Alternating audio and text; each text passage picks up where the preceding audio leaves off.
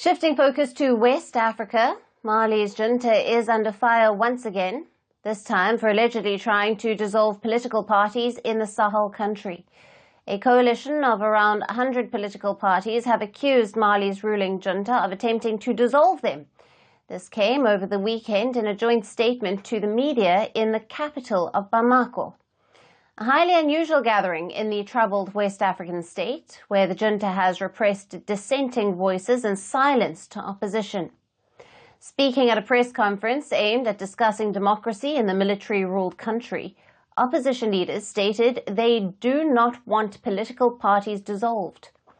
They believe political parties are not the problem, but a solution for the country. What I'm saying is that we don't want to dissolve political parties.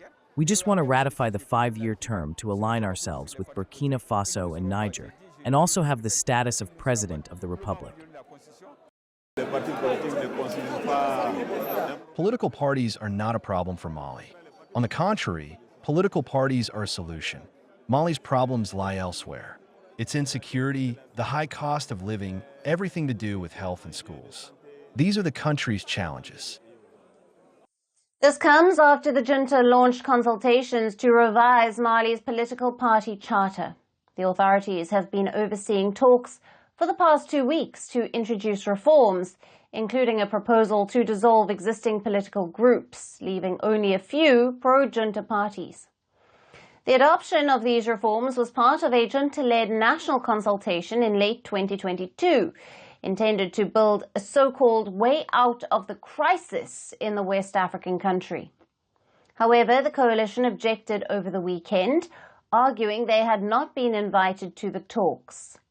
They described it as a quote-unquote pseudo-consultation. Meanwhile, the press conference itself was reportedly held under the watchful eye of a significant police presence. Now, these developments come amid wider concerns as Mali's ruling military failed to honor a pledge to transition back to civilian rule by March of 2024.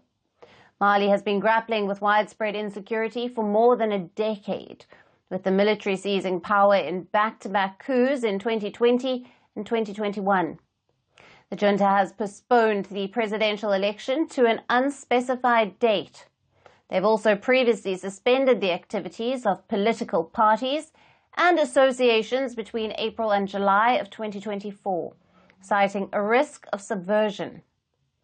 At the time, consultations boycotted by the main political parties last year led to a recommendation that the military remain in power for 2 to 5 more years. The consultation also proposed the candidacy of the current head of the junta, Assimi Goïta, when the presidential polls finally do take place. As the political tensions in Mali escalate, the future of democracy in the country remains uncertain. Will the junta's move to dissolve political parties escalate tensions further? Only time will tell. Greeting you with aloha and namaste. I love India. Presence, occupation of a territory by another country pertains to India. What we saw in Kashmir. The Prime Minister Modi. How do you see Trump's America? Yes, the current administration behaves differently from the previous administration.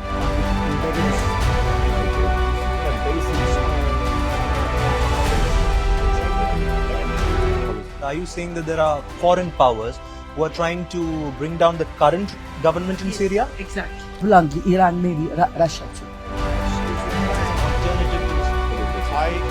Prime Minister Modi committed to South-South, cooperation. Not over 50%. Is Ukraine prepared to pay the price for that peace? No compromises at the cost of territorial integrity and sovereignty.